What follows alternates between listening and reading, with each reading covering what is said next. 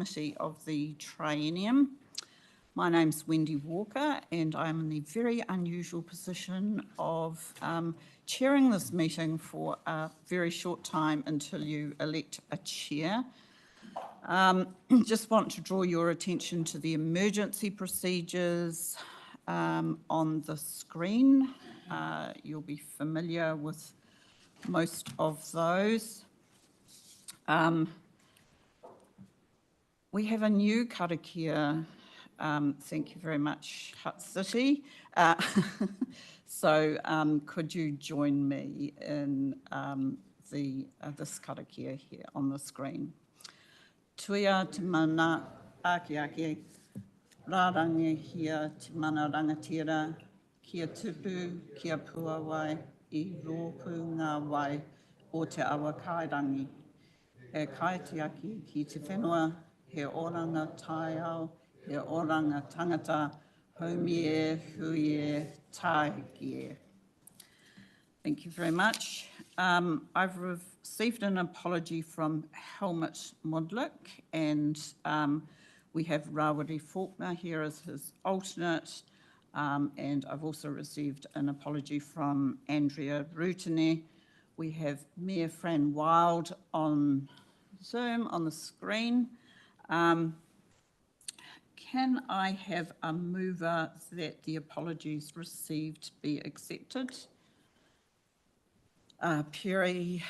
Mayor Z, sorry, and a seconder, Councillor Connolly. Thank you. All those in favour, please say aye. Those against, please say no. Thank you. We have no public comment. Conflict of interest declarations, are there any? Do not appear to be any. Thank you very much. We now move to the procedure to elect the chair and deputy chair, which is on page 8 of your agenda. The first matter is to vote on the preferred voting system. Voting system A is election by majority, and voting system B is election by the greatest number of votes, which are both covered on pages 8 and 9. Voting B has been agreed previously as the simplest system. I'll just give you that advice ahead of the vote. Can I have a mover for the preferred system of voting, either system A or system B? Mayor Baker has voted for nominated system B. Seconder, please. Mayor Z. I now put the motion, which has been moved and seconded. All those in favour, please say aye. Those against, say no. I declare the motion carried. I now call for nominations for the chair. I nominate Ros Connolly. Is there a seconder for that? Mayor Z. I'll now put the motion. All those in favour? And all those against. I declare Councillor Connolly as the new chair of the Wellington Water Committee. I'll now call her to the chair to take the rest of the meeting.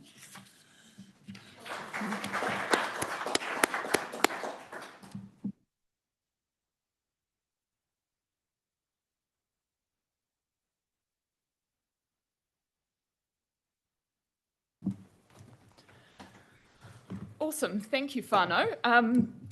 Yeah, a weird role to have to be presiding over our last 3 meetings, but I appreciate your confidence, and we have a lot to get through, even though we have a short time to do it. So the next item on the agenda is electing the deputy chair. Can I call for nominations for the deputy chair, please?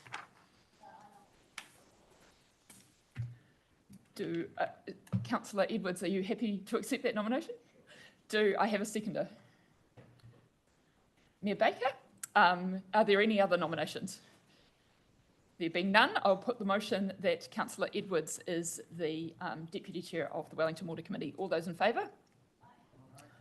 Anyone against? Carried. Congratulations, Councillor Edwards. Okay, moving on now to the main item of our agenda today, the company and governance update. Can I please invite Pat Doherty and Nick Leggett, and I think Erin Ganley is going to come up as well to talk through their report and answer any questions.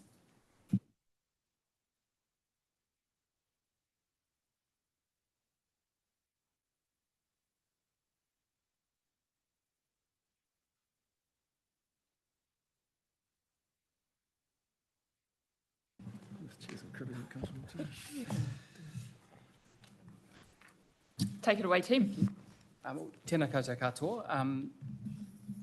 Just wish to offer congratulations to committee members on their election and their appointment and reappointments to the Wellington Water Committee. I'm here as chair of the Wellington Water Board, and the focus of the board, which I will, the different focus areas I will go through, but our key focus has been to build strength in an organisation to hand over to Te Ake Wai a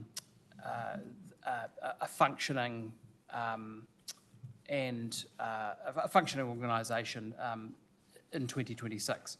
Now, we've got limited time left, as we all know, with only 3 meetings of this committee, but we are using it well, and we recognise that as well as continuing to improve the way Wellington Water works, that means strengthening controls and ensuring that long-term future programs such as the IT system build, the bulk drinking water program and the metering cases are set up well, and we're working obviously with the Te Ake Wai board and their directorate on these matters. For Wellington Water, value for money isn't just a slogan, it has had to become a discipline. And we are embedding that through procurement, through better commercial oversight and discipline, and building that internal capability and culture. I think I can say that Wellington Water is a different organisation from the one that was in place 2 years ago. And that change has been deliberate, and you will all be familiar why that is.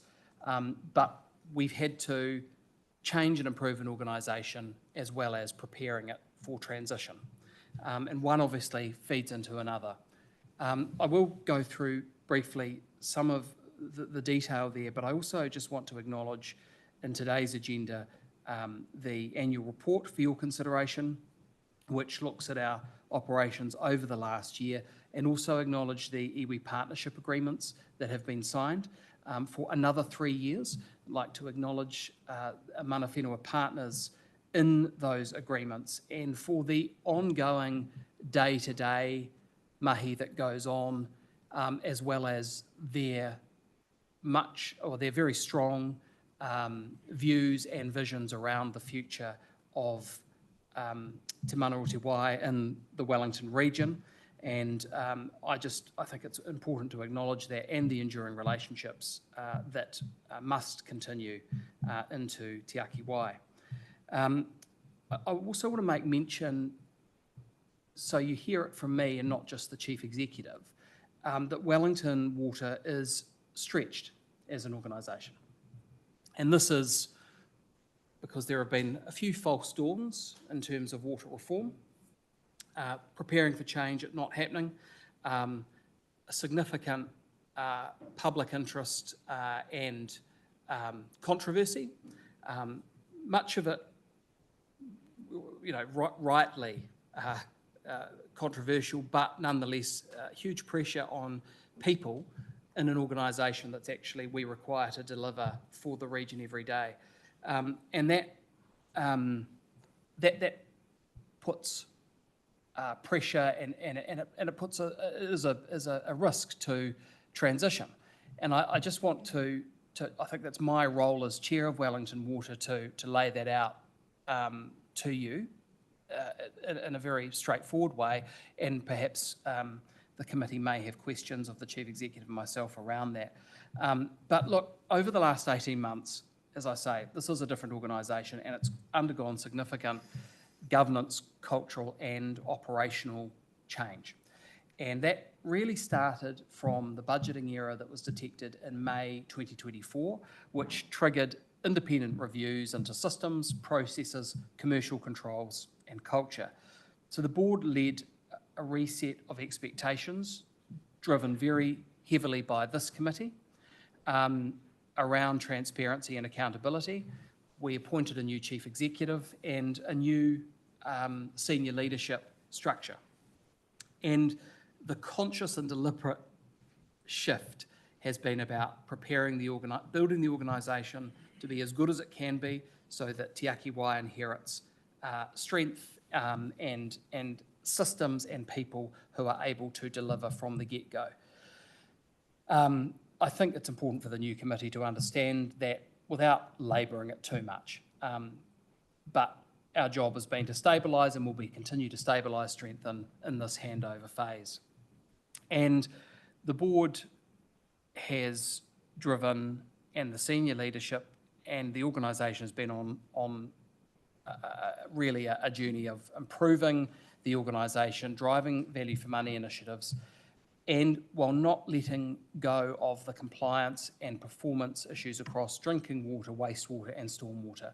And we have done our level best, not just to signal risks, but to drive improvement and investment in those areas where we felt those risks were higher. And I think you can see with the issues such as the sea view odour, one would never say in an old plant that it's that the problem's gone, but we've seen really strong community engagement, and that has led us to take action that has mitigated that issue, for the foreseeable future. But as I say, we can't take that for granted.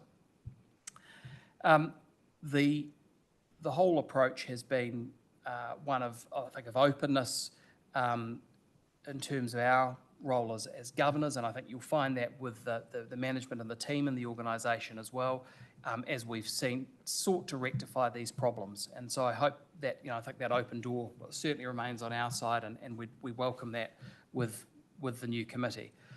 The board has also overseen a shift in Wellington Water's corporate culture and control environment, and that is those new financial controls and procurement processes that have really restored some discipline and reduced commercial risk.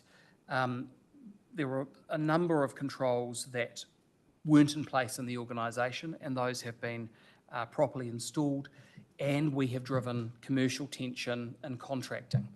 That is by more open tendering, and of course the panels, resetting the panels, and the evidence from that is already showing signs of success. We've also reduced the reliance on consultants and building the smart client capability within the organisation. That's going to be vital for Te Ake Wai. I could go into talk a lot more about several things, but I'm guessing you probably actually want to hear from the Chief Executive and from Erin. So I'll hand over to Pat, but always happy to engage in these final months if you have questions, either about what's going on now or why things are perhaps the way they are. Kia ora. Thank you, Nick. So, just after Christmas last year, our tūmawaki Māori, Paul Clark, passed away, and it took us some time to get a recruitment process in place. We ran a comprehensive recruitment process, interviewed some strong candidates, and at the end of the day, we were left with a conclusion that the two ladies who had been looking after our interests from within Wellington Water were the outstanding candidates. So I'm delighted to introduce you to Talia Ray, our po tūhonohono Māori, so if you just stand up and there we go.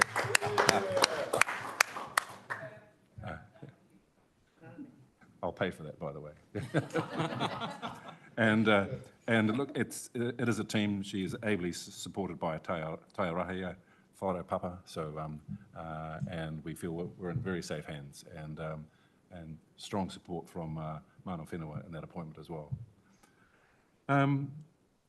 So Nick has talked about the pressure the organisation is under. The board has set us 3 priorities. One is get TSI across the line, the new IT systems, support the transition work, and keep maintaining business as usual. Do not drop the ball. And that has been tough.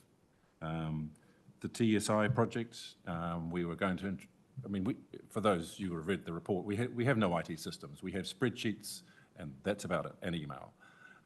And so we're this exciting greenfield prospect there, that the systems that are coming in don't really have to talk to any of our existing systems because we don't have any.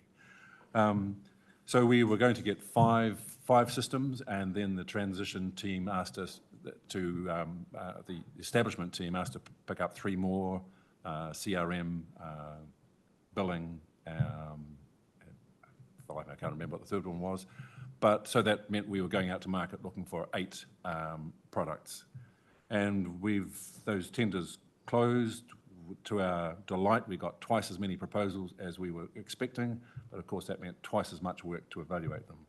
I just finished reading the probity report written by Audit New Zealand, who have been a part of the selection team, or monitoring the selection team, and goodness me, the work that has gone on over the last 6 to 8 weeks has just been huge, as there's a very well thought out plan implemented and stuck to, but it does explain why some of my key staff have been absent for the last 6 to 8 weeks. We made it a priority that if you were if you're a subject matter expert that was there to evaluate the proposals, or if you're on the evaluation team to make final decisions, it was your #1 priority. You handed your day job on to somebody else. So we're at the point where when we're aiming to make our recommendation to the joint boards at the end of January on preferred vendors, but it's looking very exciting at the moment. It really is. So that's good news, very good news for the organisation. It was a huge morale shift when there was funding announced that we were finally going to get some IT systems. There was probably almost as much excitement about that as when Te Aki Wai was formed. The two together meant that people were serious about things changing for the 3 waters in the Wellington region. But that has been a big drain on resources. We allocated our best subject matter experts, our best people to that evaluation team, and then have tried to limp along without them. And then we have the transition work, where we have another sizable team engaging with Dougal's team to answer questions, provide support. And that team is probably exerting just as much of a drawdown on resources as the TSI project. And the scary thing I should say about the TSI project, that as we start to roll out these products, it'll make procurement look easy, because that's when it starts to affect the whole organisation as people start coming to grips with new systems and adapting the way they work. But so on the transition work, we've been, a number of our staff have been responding to a legal transfer questionnaire. And I didn't realise just how big a piece of work that is, but it's nothing short of the work that we've been doing with ComCom in terms of formally handing over as much information as we can, and each of our chief officers having to formally sign that to the best of their knowledge, this is true and accurate. So it's been a big piece of work. There's been due diligence interviews for, I think, 44 of our staff have been interviewed, and on anything. And the interviewers have reported back just how open and honest and transparent our staff which I think is a reflection on the change of culture that's been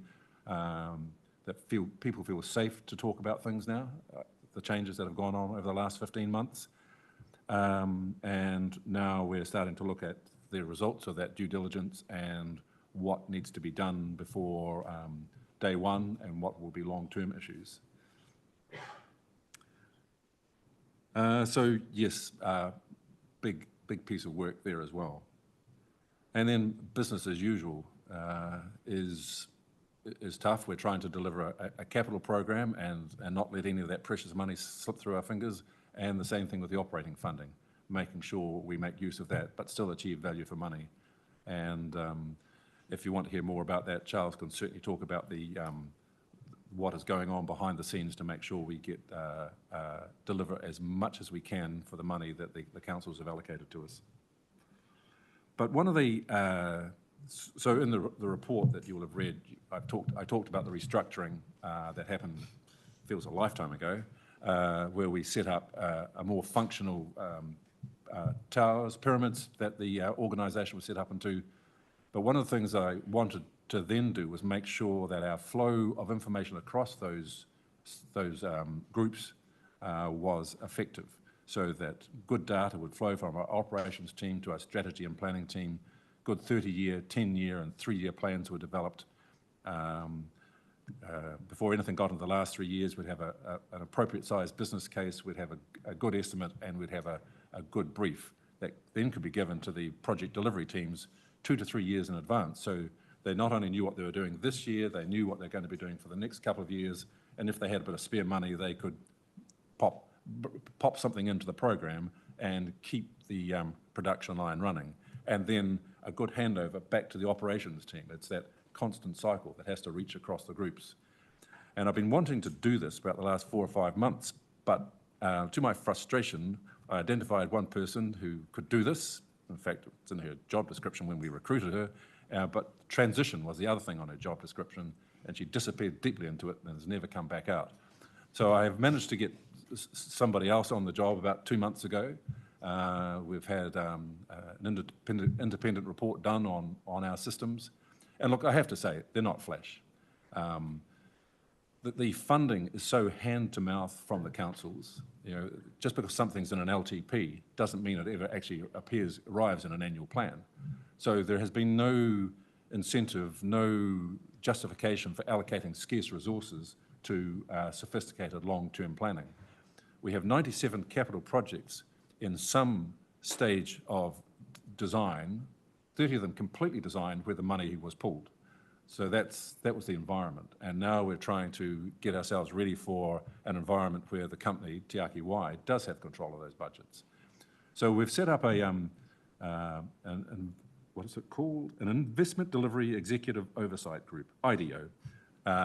It's made up of 6 of our third-tier managers who have serious skin in the game in that process, from operations, strategy and planning, and capital delivery. We're bringing in an independent chair. They'll be having their first meeting, I think, next week, and their responsibility is to start tackling this hole in our systems. And it's interesting, I was talking with Jamie Sinclair, the Chief Executive of Watercare, and he said, you know, that one of the challenges they're having is establishing those relationships across the different groups. And so when this idea was presented to me, and I thought, that's fantastic. That's 6 third-tier managers from 3 groups, 4 groups actually, that will be talking together and starting to establish themselves as a high-performing team working across the organisation rather than up and down each of the groups. So it will tick a big box for us in terms of culture as well. But their first job is to establish an investment delivery outlook for 26. So by early in the new year, I expect them to be able to establish the program readiness we have for the remainder of the 25-26 year and for 26-27, and then start to tackle any challenge, any gaps in that. And once they've fixed that, then we'll start to look at 3-year, you know, the longer term planning. But the first thing is that Te Ake Wai must have a deliverable, realistic, challenging, all those things, capital program for 26-27. And from then on, we can start to look at the 30-year, the 10-year, and the 3-year. But the critical thing is to get that 3-year lead and keep it. And that's going to take some resources to start with. So that'll probably be the last substantial bit of internal change I do before Michael Brewster arrives. Staff are very excited about that, and we're keen that he has a relationship with his organisation as quickly as possible. I know that he'll be working with Dougal's team, but we will find him an office in our building as well, on our floor, and he'll be welcome there as much as he wants. And my fond hope is that he'll spend a lot of time there and get to know the the great teams I work with. Thank you. Do you want to comment, Erin, or do we want questions? I'd like to just to feed into some of the other aspects of the report. I think for me, if we reflect on where we were 18 months ago, 2 years ago, around the water shortage risk and how substantive that was for the region. The latest figures today, for reference, we've talked about where we've got to in the report, but I thought it'd be useful to lock that in for you. Level 2 water restrictions are at 2.6%. If we think about 24 months ago, we were at 40%, nearly 50% chance of restrictions. And level 4 water restrictions percentage at 0.9%.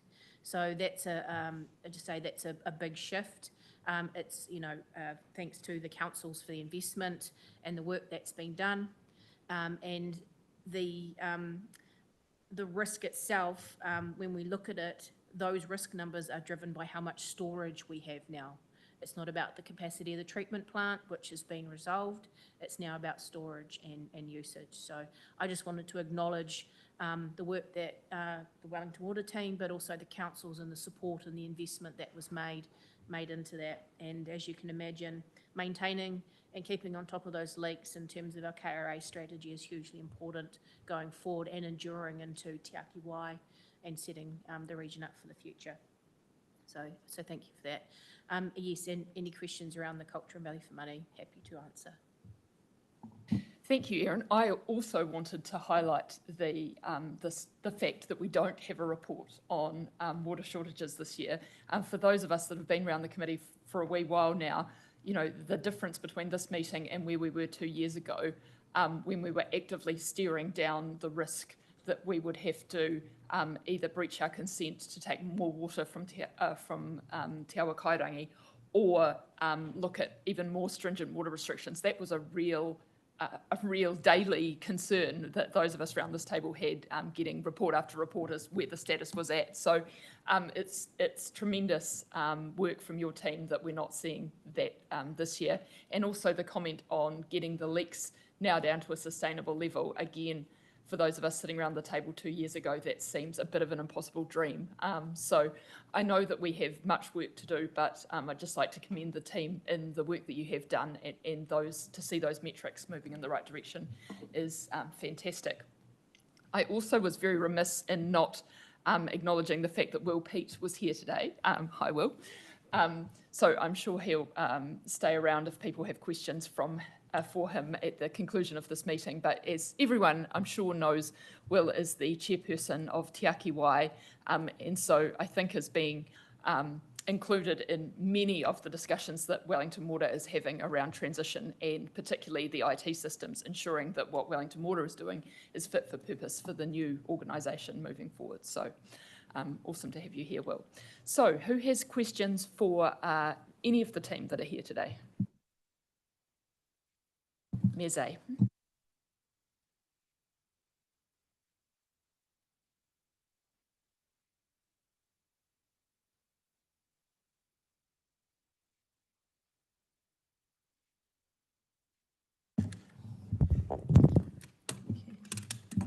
Oh, there we go.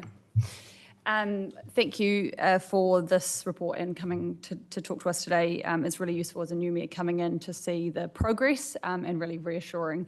I just have a question in terms of the capital delivery underspend and the comments in this Journey to Improvements report about how that kind of changes to procurement and commercial practices have slowed the pace of delivery. And I totally understand that, you've got all these other priorities which are urgent and important. I just wonder if you could talk us through the trajectory of that in terms of in the next sort of 6 months, and then how you see the risk of that perpetuating in terms of capital delivery ability going forward. This is Charles Barker, the Chief Operating Officer. Thank you.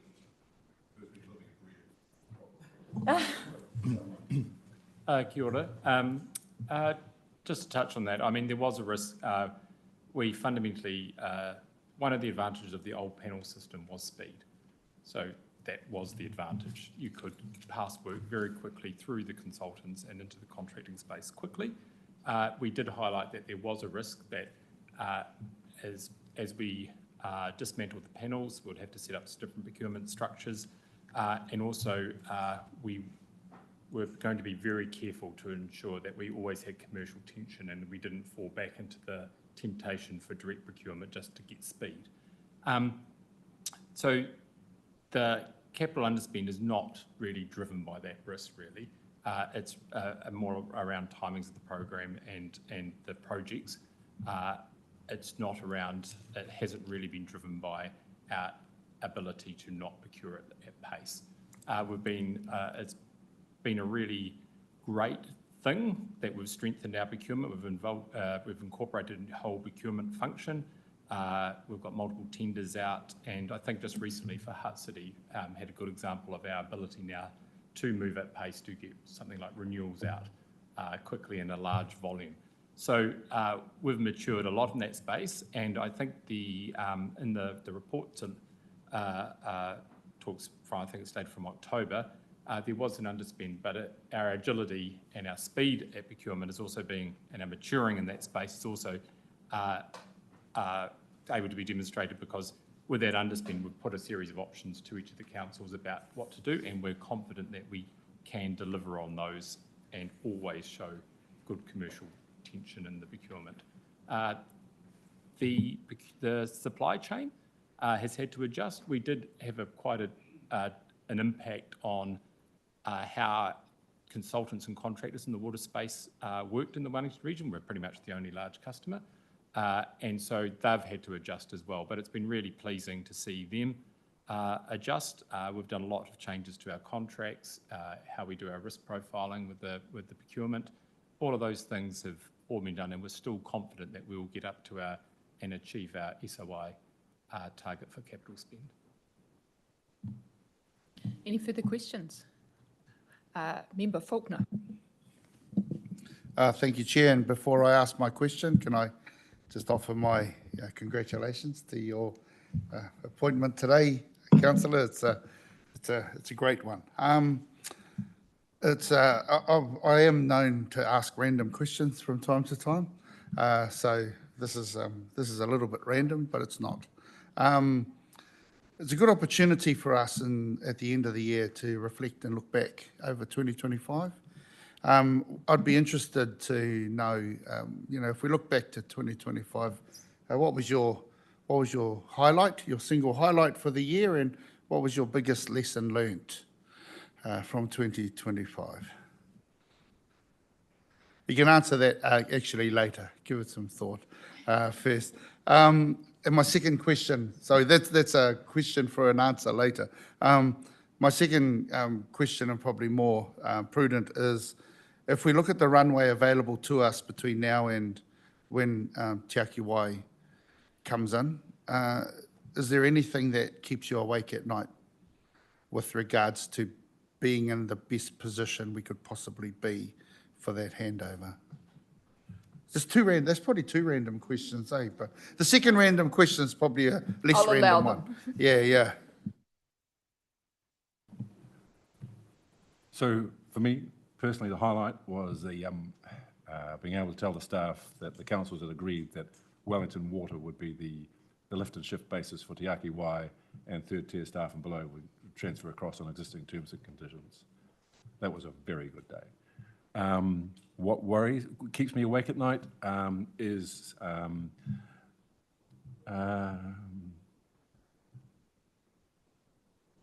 that we lose focus on the minimum viable product for day one. That there's a lot of stuff to be done, but it's going to be a journey.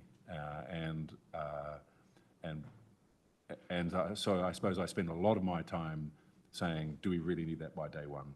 That's probably the biggest worry I have, and partly it's because it's out of my control, which is always a little bit frustrating.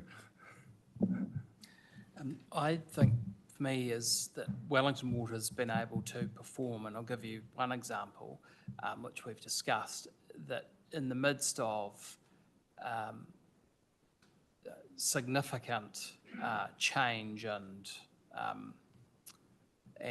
public focus, that the reduction in leaks, which has obviously led to the reduction of risk of water shortage when comparing to two previous summers since I've been on the board, we've had that hanging over us as a region. So I think, an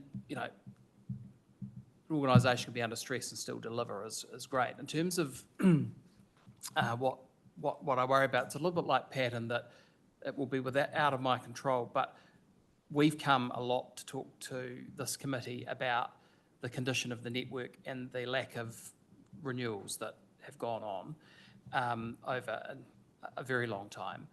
And it's my role, I think the board's role is we want to hand over an organisation that can be as good as it possibly can to enable that ramp up to happen, over the next 3 to 5 years. But it's essentially the environment and what we take out of the environment and then what we put back in, not having, reducing that impact over time. So that still sits on my shoulders really, because it's something that is often invisible, but until it's not. Can I just and look, don't think that means that I'm having arguments with the chair of Te Ake Wai or with Dougal. I mean, I think Will framed the coin down, not so much minimum viable product as barely viable product is maybe where we want to be going. So there is that shared view that the important thing is that the lights are turned on and the phones are answered on day one. But yeah, it's too easy for people to get excited about something else, probably that we knew about, but just isn't a priority at the moment. I mean, my whole working day for the last 15 months has been tackling the number one priorities. I mean, we now have this open culture where people stop me in the hallway and tell me about something else that needs fixed, and I have to say, look, that's not going to get fixed, I don't think, in the next 2 or 3 years, but thank you very much. But we just have limited capacity for more change. I mean, the rate of change in the organisation has been brutal. Hardly a classic change technique. It's been, this is stopping, and tomorrow we're going to do it a different way. Get on board. We don't have time for discussions, any more workshops. We need to fix these things. So. I think I've got questions now from Mayor Baker and Mayor Little, and then Councillor Rivers first. Yeah, thank you. One of the things that was highlighted in the review reports, and certainly, Pat, you've highlighted it to us when you've come along to speak to us, was the lack of an asset management capability at Wellington Water, and I think you said all that sort of information was held by the big contractors who kind of had you by the short and curlies. So my question is, in this new environment, and this might be a naive sort of a question, have they been sort of willing to share that information, and what are we doing to sort of plug that asset management capability going forward? Oh no, so it's part of their contract that they hold our data, but we get access to their systems. That's how we work around the fact we haven't got an asset management system of our own. So we're relying on Fulton Hogan and Veolia for asset management, which is hardly a good solution. So one of the number one priorities in the TSI project is an asset management system that talks to a finance system, that talks to a project management system. It's pretty basic stuff for an organisation our size, but we don't have it. But I have to say, I'm pretty excited about the prospects. It's looking good. So yes, and look, that won't make any difference to Wellington Water. That's effort we're putting in for Te Ake Wai. Yep. Mayor Baker, did you have a question? No, Mayor Little. I'm not sure I had a question, but now you've given me the opportunity, I'll ask one anyway. Probably more a question for Nick Leggett. With the investments that are now currently happening, particularly in IT, but also in the transition to the establishment of Te Ake Wai, what level of integration is there between the two boards, and how is that relationship going? Thank you, Mayor Little. Perhaps Will and I could do a duet at this point. It's, look, it's proceeding, I think, I think you'd be pleased with the relationships that are being built, and that we are proceeding, I think, to a point where there will be joint board meetings. One board, Wellington Water, will be the decision maker, but Te Ake Wai will be there, and giving their indications around key decisions. And we do have those in terms of metering business case, the TSI approvals, and it's something that is just really worked through with constant communication. I mean, Will and I suspect we'll be getting to know each other a lot better over the coming months, and it's proceeding from my perspective very well, but I'll let Will. Look, I'd echo those comments. I mean, I think the thing also is just as we progress towards the 30th of June, the relationship does inevitably shift in terms of the remaining runway for Wellington Water, and obviously our intention to be stepping up and taking a pretty keen interest. We really want to respect Wellington Water's operational tasks. It's important for not just compliance, but also for value for money and making sure we get what we need to put to put the right water in the right pipes. I think the area where we're probably going to increasingly lean in as a board is around the investment decisions, and we will be pretty, engaged. In fact, we have a joint meetings this Monday, and we'll be stepping that up. But unsurprisingly, you would expect us to pay quite a bit more attention and making sure we're very confident about those decisions. We've received some really frank and well developed briefings from Wellington Water staff. One thing that I might just assure you as elected members of as well is that we have been getting the level of candour, which sometimes doesn't always occur in these processes. At this point, you can end up feeling quite shaped by staff, and I can assure you we're not getting that. And we do have some areas of concern, and we have raised those, and we'll continue to work through them. But I mean, just echo next point, the success for all of you and the communities we serve is that we must work together, and so we will. Follow-up question from Mirza. Oh, follow-up from my earlier question, sorry, but just in relation to, in this report you talk about where you trialled the new approach of procurement and you reduced the price for a contract in Upper by 600,000, noting that's more than 1% of rates for us in such a small community.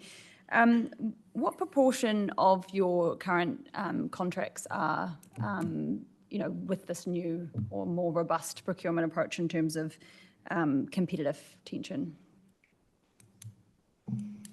All of our major projects were always put out to competitive tension into the market. So there's a level of assurance there that the bulk, we did give a brief to the committee about how many we've got that we're still running through.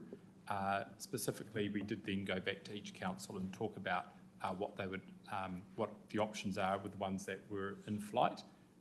For instance, I think in Upper Hutt, we did, even though we had a contract, we renegotiated the contract with that supplier to bring that down.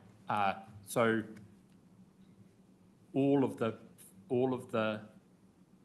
contracts that are out in the market at the moment and or have some form of commercial tension. It may not be the optimal that we would apply now, but all of them have gone through, and at the very least, the engineering estimate, we've been able to check that and see what that cost is. So all of them have some commercial tension, and any that are being signed now are going through that full process. Thanks.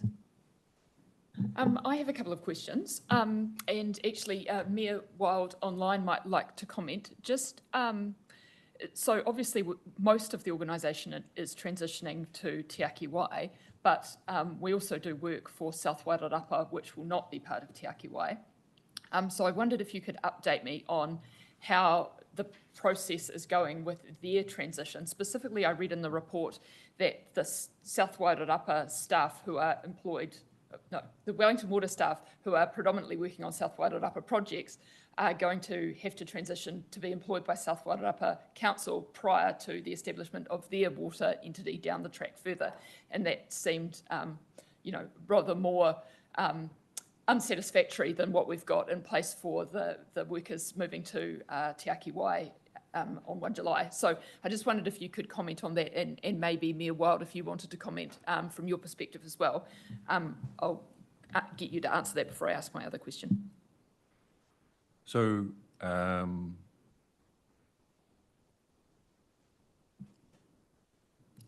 yes, the challenge is different. The South Wairarapa has to stand on its own for 1 year before Wairarapa Tararua Water gets underway. So the CE of South Wairarapa District Council met with all our staff. So we employ directly all the treatment plant staff, and we employ directly, I think, 4 of the 7 reticulation staff that work over there. Fulton Hogan employ the other 3. So that Janice has met with our staff and has made a verbal commitment to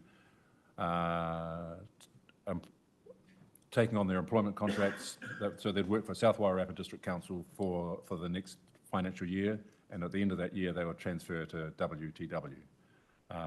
And I know that our HR people are working with South Wairarapas to make that happen. I think the intention is to try and get letters of offer to them before Christmas.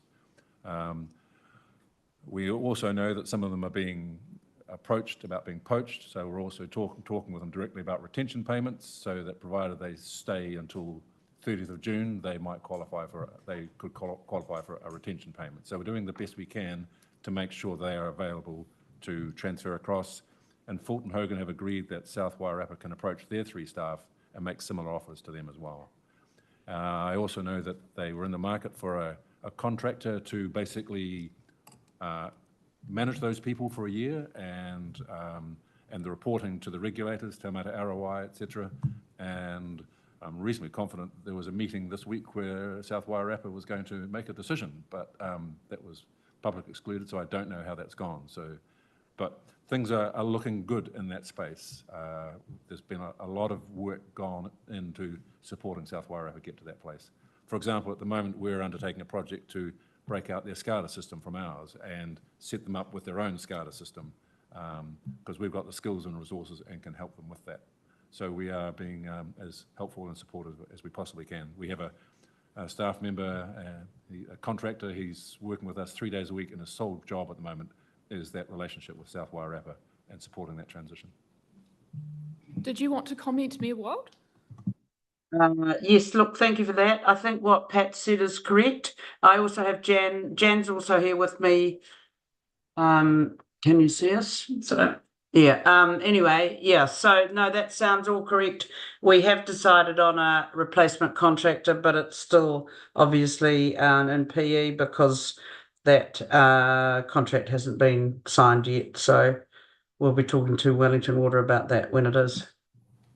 So I guess just generally you guys are comfortable with how the transition is going, and that any information you need to pass on to your new Wairarapa Tararua water entity is being provided, and you generally feel comfortable? Yeah, I think so. I think it was a slow start. I wasn't there at the beginning, but I think it's working now. Yeah. So, yeah. Awesome. Thank you, team. My other question was just in relation to Veolia in particular with Seaview. How are we going in terms of monitoring their performance and particularly health and safety issues that we didn't feel that they were quite as on top of as perhaps they should have been? I see that just not yesterday, but maybe yesterday, there was another wastewater incident at the Seaview plant. I don't know whether that was asset error or operator error, but if you could just comment on where things are at there. I'll have first go, and then Charles may wish to climb in. So yes, the incident at Seaview 2 or 3 weeks ago, where we had to notify the community and all the councils with skin in the game that there was a risk of an odour incident, was the result of operator error, chronic operator error. They took the dissolved road. You've got to monitor the oxygen in the sludge to make sure that you get the right amount of oxygen in it. Well, someone took the probes out to clean them and forgot to put them back for 20 hours. So there was no oxygen being injected into the sludge. And so by the time they discovered that problem, it was anaerobic. The risk was, and so that anaerobic sludge had to be trucked to landfill urgently. And because we've had practice at it, I think we managed to truck that without creating any extra odour, though we did warn the community there was a risk. The biggest worry for me personally was that the whole biological process was once again thrown out of kilter, and that poor residents in the Seaview community might be facing another summer build-up with that horrible stench. But Veolia set up an incident management team supported by our staff and managed to avoid that. So their disaster recovery was good, but there is an ongoing discussion about how did this happen. And we've also had a report commissioned on their health and safety practices at Seaview, because as we've told this committee, we have worries. That report came back with an extensive list of recommendations that we are talking directly with their Australia-New Zealand chief executive about our level of dissatisfaction, and they are making changes to the resourcing in the Wellington region. If they haven't got a dedicated health and safety person in the region, they're on the cusp of it, and looking seriously at how Seaview is run. Because of the results of that, we're now having a look at the other plants that Veolia run. While we haven't had the same level of incidents, we just want to, health and safety is paramount. It's one of the things that I believe deeply in, and the board is very passionate about. So we're having a look at their other plants, having an independent review of the other plants to see if there's any other smoke or fire that we need to be aware of. And of course, we're keeping Wellington City Council apprised of this, because of course they're negotiating with Veolia about running the SMF plant as well. So it's important that they lift their game and get it right very quickly before they start running one of the leading state-of-the-art plants in New Zealand.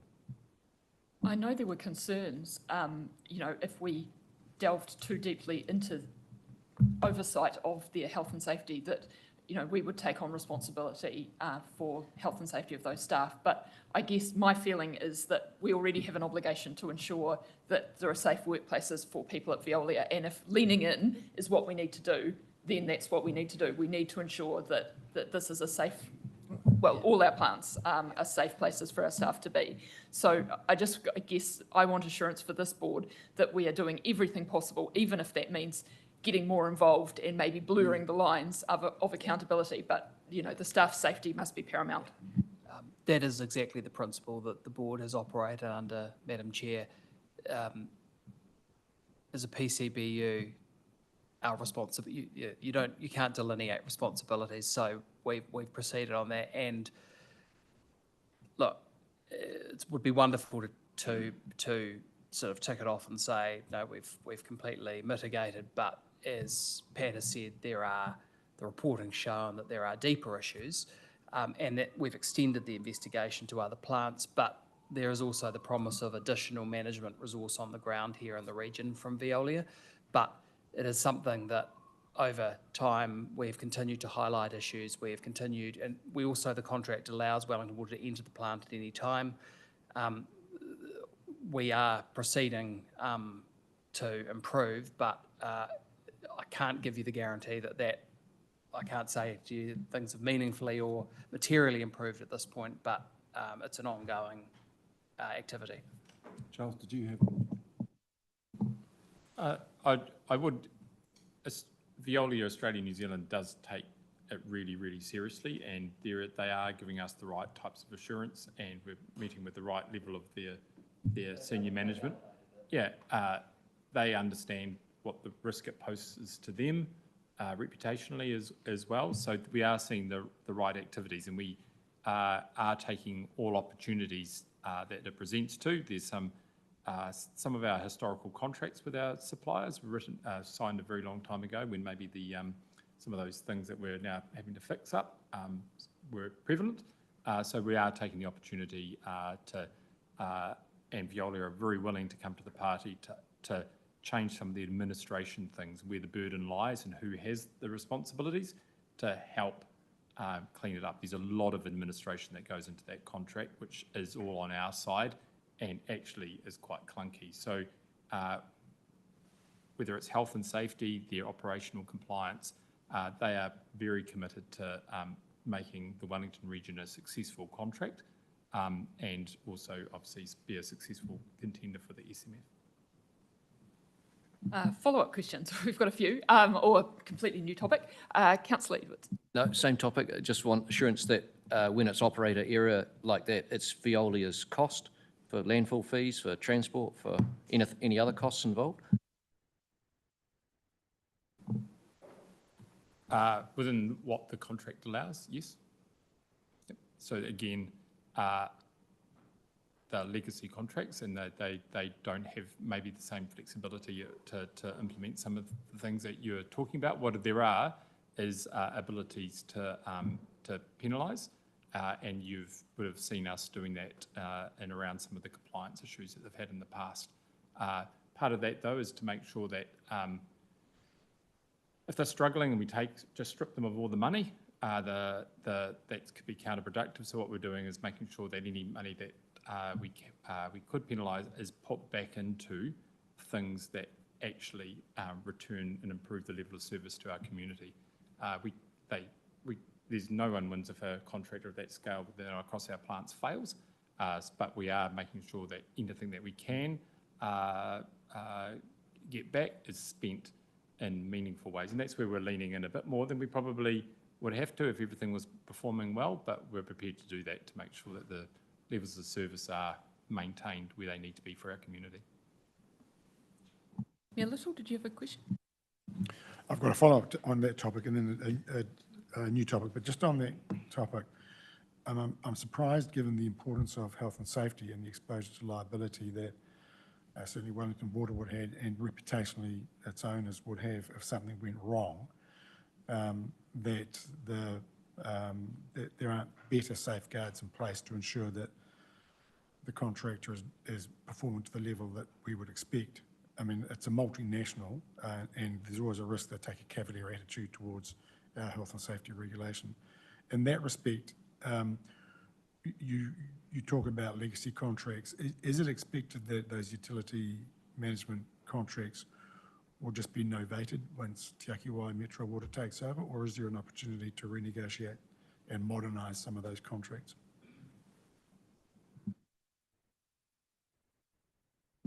So we are taking this opportunity to renegotiate some parts of that contract while they're willing and enthusiastic to try and tidy it up. The contract has another 3 years to run. It transfers across, all contracts transfer across. But realistically, even if today that contract was coming to an end, you would need 12 months lead. You would need probably 9 months to find a new contractor, and they would probably want to be shadowing the operation for 6 months. So you need a 15-month lead. So we expect that Te Ake Wai, within the first 12 months of its operation, will be starting to think about what that new contract will look like. I would have thought the incentive for Veolia is if they want a renewal in 3 years' time, they better start performing. The other question I had was just in relation to a different topic now, the underspend on capital expenditure, capital works. Is there any update on that? Can we expect an up before the end of the financial year, or are we looking at that, the level of underspend as foreshadowed in the report? No, we're, as I said, with the memos that have gone out to councils and come and back in, we are very confident that we will pass through the SOI target for the capital expenditure, and we're providing each of the councils an update. We update monthly on the CapEx dashboards, and there's always a bit of a lag as we get.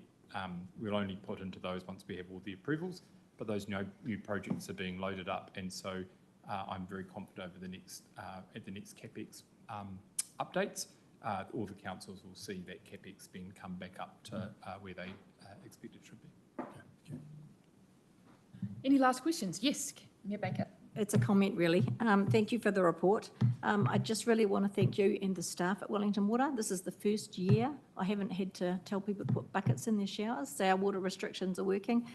but also our leaks. My phone is not ringing every day now for our water leaks, so I know it's investment from us, and we've still got a lot of work to do, and it's going to hand over to Takemai, and our users will pay, but I do want to thank the staff for all the work they've done, so thank you. Awesome. Well, that's a nice place to wrap this conversation up if no one has any further questions. I do have to put the motion that we receive and note the report and also receive the Wellington Water Limited annual report for the year ended 30 June 2025. I will move that. Do I have a seconder? Mayor Baker? Any discussion on that? There being none, I will put the motion. Those in favour? Aye. Carried. Anyone against? No, I declare the motion carried. So the next item on our agenda is the meeting schedule for 2026. It's fairly short. It also doesn't have a venue confirmed, and I'm going to leave it that way at the moment if that's okay. We're just trying to schedule Wellington Water Committee meetings alongside the Partners Committee, so location still to be confirmed. So is everyone happy with the dates that are proposed? Excellent. I shall move then that the committee agrees to the meeting schedule, as in the paper, and notes that an additional meeting may be required in June or July with a date to be confirmed. I'll move that again. Do I have a seconder? Mayor Zay, any discussion? There being none, I'll put the motion. All those in favour? Aye. Carried. Okay, and one item for information, the forward program. This was very not much to engage with, but obviously I'm really keen that if people have things that they want this committee to discuss in its last couple of meetings, that you just let me know and we'll see if we can facilitate that. So yeah. So I'll move that the committee receives and notes the attached draft forward program and future workshop topics for the Wellington Water Committee for 2026 as detailed in Appendix 1. Again, I'm happy to move that. Do I have a seconder? Councillor Edwards. Any discussion? Those in favour? Carried. Right, well that is the end of our meeting. I have one further item of note because he is hiding at the back of the meeting. I understand that today is Bruce Hodgins' last day on the job. And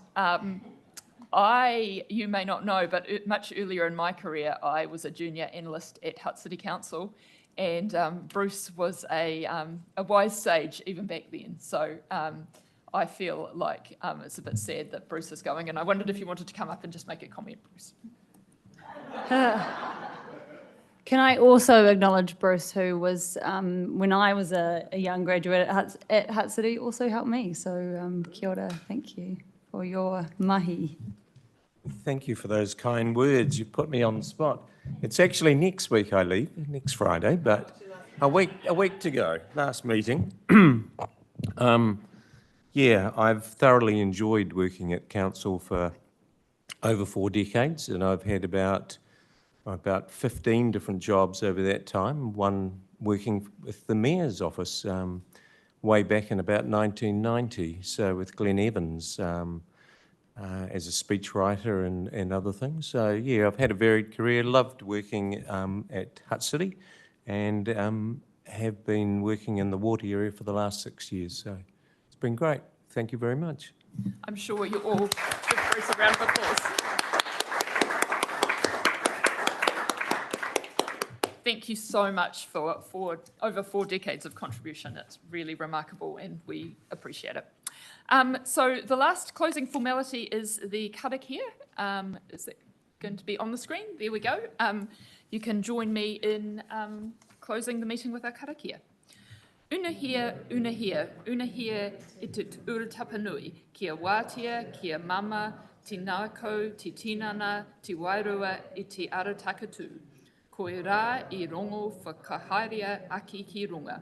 Kia wātia, ai rā kua wātia. Hau pai Mārie. Have a great